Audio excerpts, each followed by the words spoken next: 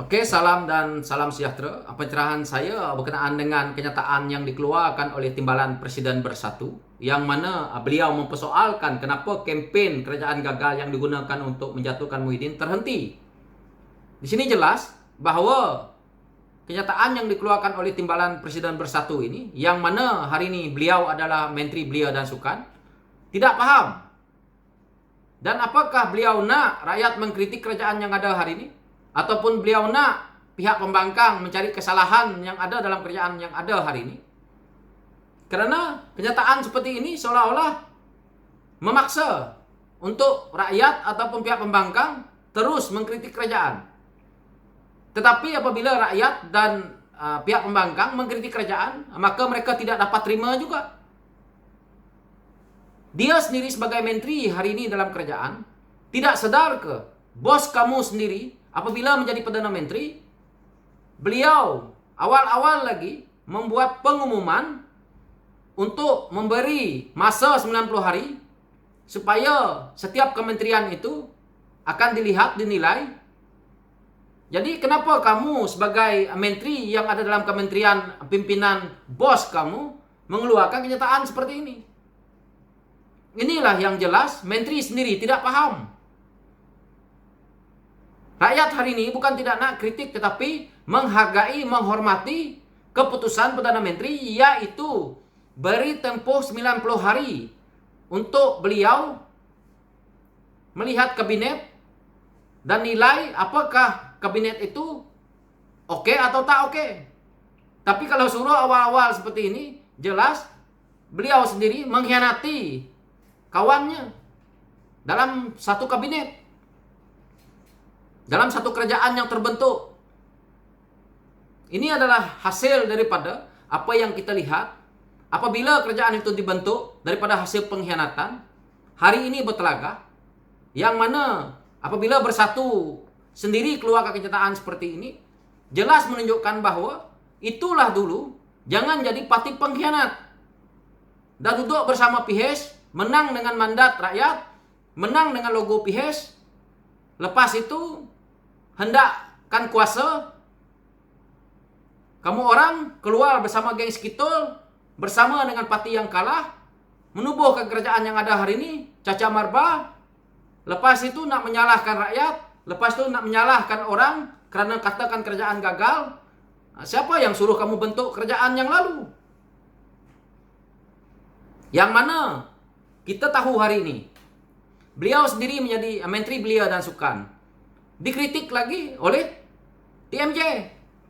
Isunya isu padang bola, yang mana padang bola TMJ kata buat padang bola di Johor 1,4 juta. Beliau pula kata dapat kontrak yang 10 juta. Lepas itu bercanggah lagi kenyataan kerana dah terlalu tinggi dia punya harga. Dia kata itu keseluruhan untuk menguruskan Padang. TMJ keluarkan kenyataan lagi yang sama, yaitu kos untuk membiayai Padang itu dalam setahun cuma lingkungan 300.000. Jadi 10 juta untuk berapa banyak padang bola di Malaysia ni, di bawah Kementerian Belia dan Sukan. Ini dah jelas hari ini kita lihat kegagalan tu sudah ada bunga-bunga dia. Tapi rakyat masih menghargai kerana PM dah berjanji untuk dalam waktu 3 bulan ataupun 90 hari melihat semua kementerian. Dan rakyat juga menghargai perjanjian ataupun MOU yang telah pun ditandatangan. Begitulah juga pihak pembangkang.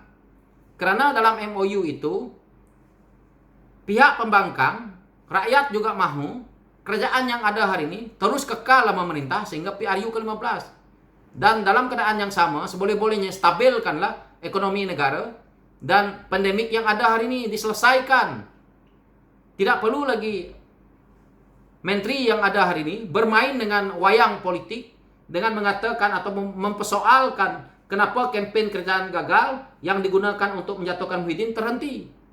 Jadi nak lagi rakyat mengkritik, yang mana dia sendiri pun belum tentu terbaik atau tidak. dalam waktu 90 hari ini. Itu yang saya katakan tadi. Belum lagi 90 hari dah dapat kritikan daripada rakyat apabila bercanggah pandangan ataupun tender project yang melibatkan pembinaan padang. 1,4 juta dengan 10 juta tuh jauh bagai langit dan bumi tahu. Ini yang berlaku dalam kita punya pentadbiran hari ini. Inilah apabila akibatnya juga kalau menteri yang dilantik tidak paham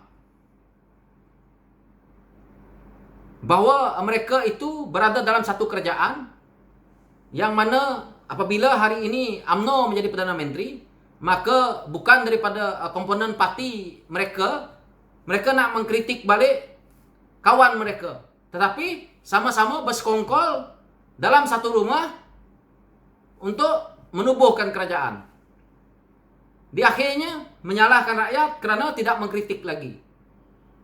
Jadi untuk hari ini, pada pandangan saya dan kawan-kawan netizen yang ada di luar, kita boleh kritik kerajaan yang ada hari ini. Kerana kalau kita tidak kritik, menteri kata kenapa terhenti. Kerana dia nak kita kritik kerajaan yang ada hari ini. Ini yang saya lihat. Dan saya baca kenyataan. Beliau mengatakan bahawa hanya 2 orang menteri baru dilantik, iaitu dia sendiri sebagai Menteri Belia dan Sukan dan juga Menteri Agama. Dan 4 hanya pertukaran biasa, kata dia. Ini adalah jelas bahawa mereka ada dalam kerajaan hari ini tidak berniat begitu baik untuk nak membantu rakyat, tetapi hanya untuk pentadbiran yang ada hari ini, kepentingan pribadi diutamakan. Dengan jelas saya lihat bahawa mereka bukan bekerja untuk rakyat, tapi bekerja untuk diri sendiri, demi untuk tembolok sendiri. Tidak memikirkan isu rakyat, tetapi memikirkan bagaimana mereka nak jatuhkan pula Perdana Menteri mereka sendiri.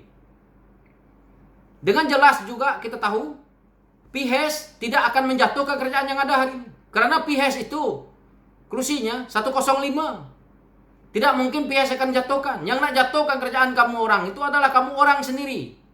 Kerajaan kamu orang yang lalu itu yang jatuhkan adalah kamu orang sendiri, kawan-kawan kamu yang sama-sama khianat. Apabila 14 MP UMNO menarik sokongan, itulah orangnya. Hari ini kalau kamu orang nak jatuhkan kerajaan kamu, jangan salahkan pihak pembangkang, jangan salahkan rakyat. Walaupun rakyat ataupun pihak pembangkang menghantar memo ke istana, tidak akan jatuh Perdana Menteri. Tetapi kalau MP daripada kerajaan kamu sendiri yang ada hari ini tarik sokongan, jatuhlah kerajaan. Itu saja jawapannya. Jangan MP ataupun menteri yang ada ni membuat cerita supaya rakyat nak mengatakan kerajaan yang ada hari ini gagal untuk menyusahkan rakyat, menyenangkan mereka sendiri, masih jadi menteri. Yang kita rakyat masih terkial-kial nak mencari duit, peruntukan untuk rakyat pun belum sampai-sampai. Maka lebih baik menteri menonjolkan diri untuk buat kerja demi rakyat. Kalau betul ikhlas buat kerja itu, jangan tender project ini begitu mahal, begitu markupnya gila-gila babi yang kita lihat nih, antara 1,4 juta dengan 10 juta tuh. Lepas tu berdalih, buat kerja dengan baik, betul-betul. Jangan makan hasil duit rakyat. Duit rakyat yang diberi sebagai gaji itu sudah lebih daripada mencukupi untuk kamu orang menjadi menteri. Jadi inilah yang saya lihat, bahawa kerajaan yang terbentuk hari ini, apabila hasil pengkhianatan seperti ini, saling nak menjatuhkan sesama mereka, lepas tu menyalahkan pihak pembangkang, menyalahkan rakyat, tapi yang hakikatnya mereka inilah menjadi pentadbir negara. Mereka lah yang pegang-pegang kementerian yang ada di kita punya pusat, gagal melaksanakan kerja. So inilah yang kita lihat. Sekian, terima kasih.